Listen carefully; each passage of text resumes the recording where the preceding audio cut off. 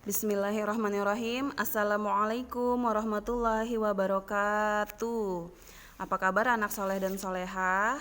Sobahal khairi, selamat pagi. Sebelum belajar bahasa Arab, mari sama-sama kita berdoa dulu. Semoga pembelajaran hari ini mendapatkan berkah. Bismillahirrahmanirrahim. Raditu billahi rabba wa bil islami dina wa bi Muhammadin nabiyya wa rasulah. Rabbi zidni ilman warzuqni fahman. Amin ya rabbal alamin. Ibu ingatkan dulu yang belum absen, silahkan absen di kelas online bahasa Arabnya di e-learning. Setelah itu mengaji dan sholat duha. Kemudian kita akan bersama-sama belajar tentang isim isyarah. Ini secara sekilas sudah pernah dibahas waktu di kelas 2. Dan ini kita akan membahasnya lebih banyak lagi materinya daripada yang waktu anak-anak kelas 2. Isim isyarah, siapa yang masih ingat? Isim isyarah waktu kelas 2 itu apa artinya? Isim isyarah adalah kata tunjuk. Iya, kata tunjuk dalam bahasa Arab itu disebut isim isyarah. Tulisannya seperti ini. Isim isyarah. Nah, isim isyarah artinya kata tunjuk. Dalam bahasa Arab, isim isyarah itu ada dua. Yang pertama ada isim isyarah lil qarib dan ada isim isyarah lil ba'id. Isim isyarah lil qarib adalah kata tunjuk yang kita menunjukkan sesuatu, barang atau orang yang posisinya lebih dekat dari kita. Itu disebut isim isyarah lil qarib. Kalau isim isyarah lil ba'id itu jarak sesuatu yang kita tunjuk jauh dari kita. Itu disebut isim isyarah lil ba'id. Posisinya lebih jauh. Kalau dalam bahasa Indonesia, isim isyarah lil qarib biasanya kita menggunakan ini. Kalau isim isyarah lil ba'id maksudnya adalah itu. Seperti ini. Kalau kita menunjuk ini pulpen atau itu pulpen, kita pakai ini karena pulpen ini lebih dekat dari kita. Beda halnya misalnya kita mau menunjuk kursi, ini kursi, dia lebih jauh daripada kita, maka kita sebut itu. Tolong ambilkan kursi itu, karena kursinya jauh, itu. Tapi kalau dekat kita pakainya ini. Nah, yang dekat itu disebut isim isyarah lil qarib, kalau jauh disebut isim isyarah lil ba'id.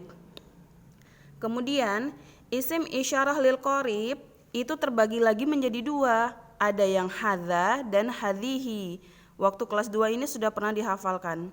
Hadza ini untuk laki-laki, hadhihi ini untuk perempuan. Jadi kalau hadza itu digunakan untuk menunjuk kata yang laki-laki atau orang laki-laki. Kalau hadhihi untuk menunjuk kata perempuan atau orang yang perempuan. Begitu juga dengan isim isyarah lil ba'id. Zalika digunakan untuk menunjuk benda yang jauh atau orang yang jauh dari kita, dan orang atau benda itu adalah laki-laki.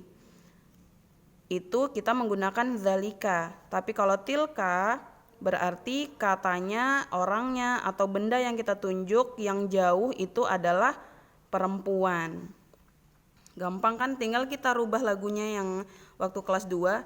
Zalika itu untuk laki-laki, tilka itu untuk perempuan.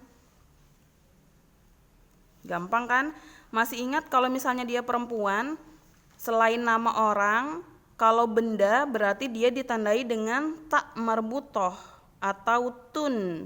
Bisa tun bulat atau tun yang seperti ini. Berarti kata itu adalah perempuan. Kalau kita menggunakan ini, dia pakai hadhihi.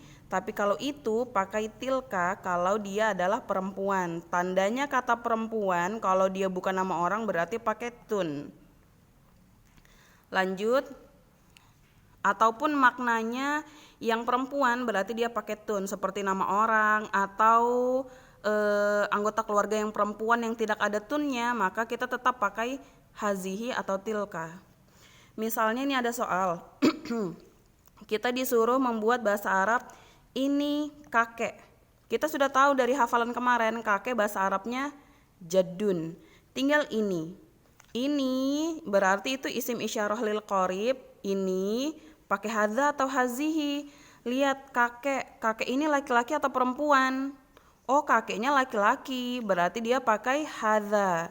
Jadi hadza jaddun. Jadi yang kalian tulis itu yang di belakangnya dulu. Supaya supaya kita bisa menentukan isim isyarahnya pakai yang mana.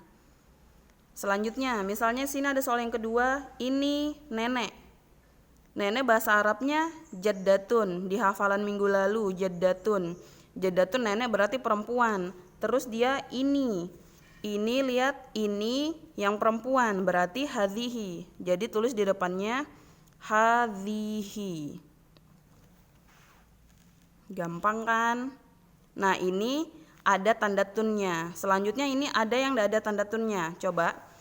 Misalnya kita disuruh membuat bahasa Arab itu ayah. Itu ayah. Kita sudah tahu bahasa Arabnya ayah apa kemarin di hafalan? Abun. Tulis abun. Kosongkan dulu di depannya untuk menulis kata itu. Itu ayah. Ayah itu laki-laki. Berarti kita pakai isim isyarah lil ba'id. Itu yang jauh, yang laki-laki zalika atau tilka? Zalika, pintar. Jadi di depannya kita tulis zalika. Gampang kan? Lanjut yang di bagian bawah. Terakhir ini misalnya ada soal itu ibu. Kita disuruh buat bahasa Arabnya. Kita sudah tahu bahasa Arabnya ibu. Bahasa Arabnya ummun. Nggak ada tunnya. Tapi semua ibu itu berarti perempuan. Dan dia pakai itu. Lihat itu yang perempuan. Tilka. Jadi di depannya kita tulis tilka. Gampang kan? Iya. Jika ada anak-anak yang perlu ditanyakan, silahkan komen di bahan ajar ini ataupun WA ke ibu, tapi telepon, jangan di WA pesan ya. Jika ada yang belum paham, silahkan ditanyakan saja. Setelah ini cek di KI 3 akan ibu berikan soal yang berkaitan dengan isim isyarah ini. Semoga pembelajaran hari ini anak-anak lebih paham dan diingat terus karena ini nanti akan berlanjut sampai kelas 6 ini. Materinya akan dipakai sampai kelas 6. Ibu akhiri, Assalamualaikum warahmatullahi wabarakatuh.